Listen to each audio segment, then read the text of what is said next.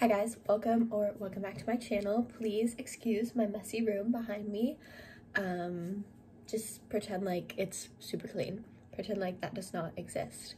But today's video, I thought I'd do a reading vlog. I feel like I haven't done a reading vlog in a while, and those are some of my favorite videos to film, and then also some of my favorite videos to watch that other people make. So I decided that I'm going to do a reading vlog of A Court of Thorns and Roses.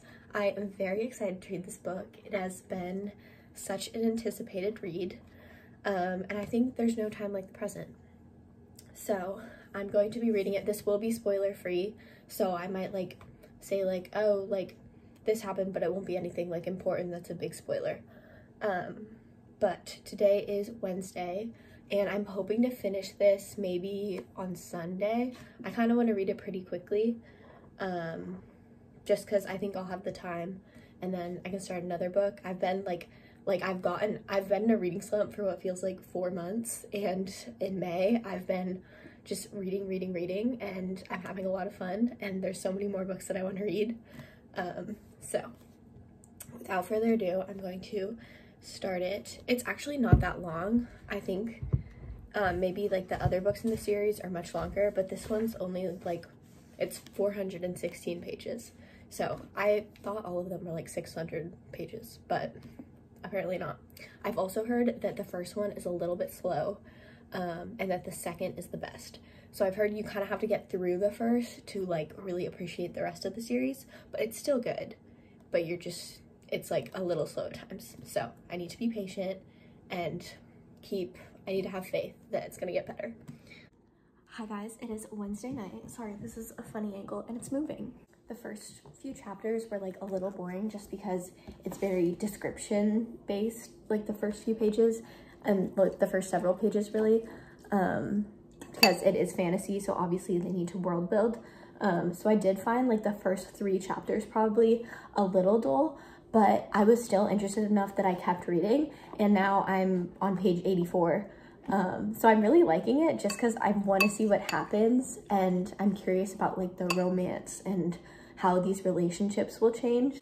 I'm also eating ramen. I don't know if you can see it. My favorite kind is the soy sauce kind. Very, very good. But anyway, that is really off topic. I realized that I haven't told y'all what this book is about, which you probably have heard of it. But it's basically about this woman named Feyre. I think I'm saying that right, but correct me if I'm not. Feyre, I don't know. But she is really poor and she's lived with her family. And it's kind of like Hunger Games-esque in that she's like, she goes out and hunts and she goes out and wood chops and she pretty much supports her family, kind of like Katniss did. And they live in this world where there are fairies, and the fairies are like these terrible people who they've gone to war with, and they live like on the other side of the land, and she's immortal.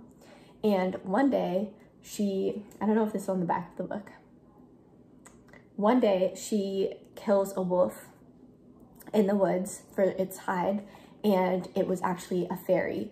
So then the fairies come to her house, and I know when I say fairy you're thinking of like Tinkerbell, but it's like they're these beasts, like they're terrible scary things. And they come and capture her and bring her to like their land, and so she's living with the fairies in this land. And I think they're called fairies, right? It's spelled like Faeries. I clearly don't know a lot about like the language of ACOTAR yet, but I've been listening to playlists, I've been looking on Pinterest at fan art. I'm fully invested in the characters and this entire world. So far, I just really like the characters, and I really like the female protagonist because she's like a really strong female character. Okay, it is now Thursday, and I read a good bit more. I'm on like 170, and I think I'm gonna stop there for the night because I did get distracted watching the new season of Bridgerton because it just came out. But it's getting good. I like got to a kind of a lull where I was a little bit bored, because when they like, I really like the dialogue and like the character interactions, but when it's just the main character like by herself, like in the woods, or like learning, or like reading or writing, or just like, I don't know, like her inner dialogue, I get a little bit bored.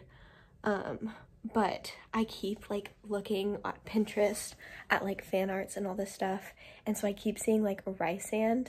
Do we not meet Rysand, who's like, I think ends up being a future love interest?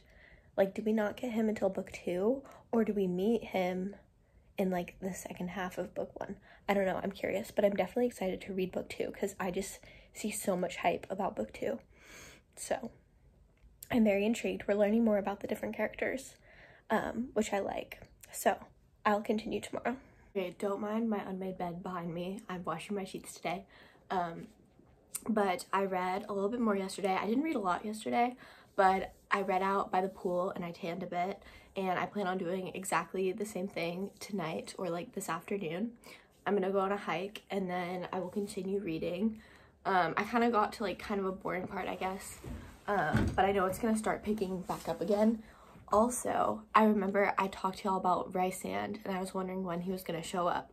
Well, we just met a new character who she described as the most beautiful person she'd ever seen, but we didn't get his name, so I think he might be Rysand, and I don't know if he's gonna pop up again in this book, which I'm sure he will because I still have like a ton more to read, or maybe he'll pop up in the second and it'll be like the same guy. So we'll see, but I'm pretty sure that that was Rysand because I've seen like fan art of him and like the description matched. Okay, so I've honestly slowed down a lot reading this book just because it's getting like very action-y. It's like, I would say it's very like, there's a lot of action, there's a lot of like fantasy action, and I was kind of getting a little bit bored, so I have slowed down my reading pace. But I'm almost at page 300 and we did meet Rysand. We don't like him in this book, but based on like videos I've seen of people talking about ACOTAR, I think it's kind of like a Shatter Me situation where Tamlin in this scenario would be Adam, I can't even remember his name in Shatter Me, and then Rysand would be, why am I blanking on his name? Warner, and then Rysand would be Warner. But we met Rysand. I like the characters and I'm interested in like what's going on, but I guess I'm more interested in the romance than the fantasy element, which is the case in like all romantasy books that I read. So I think I just need to get more into the world, I guess. But I'm almost at page 300, so I'm gonna keep getting through it. Okay, it's like 11 o'clock at night. This is like a few days later. I'm sorry if my fan is super loud, but I finished A Court of Thorns and Roses. I guess there was kind of like a big gap between the last time I updated y'all. I'm not gonna give any spoilers, but I did like it and it did make me immediately go to the Barnes & Noble app and I ordered the next one. So I will definitely be continuing the series. They introduced Rysand, which is the character that everyone talks about, and I think he's gonna be, he was like prominent in the second half of this book, but I think he's gonna be really prominent in the next few books, especially the second. So I'm excited for that because so far I really like his character. But overall, I decided to rate it a 3.75 just because it wasn't a 4, just because I got like really bored at some points because it is like very action heavy, I think.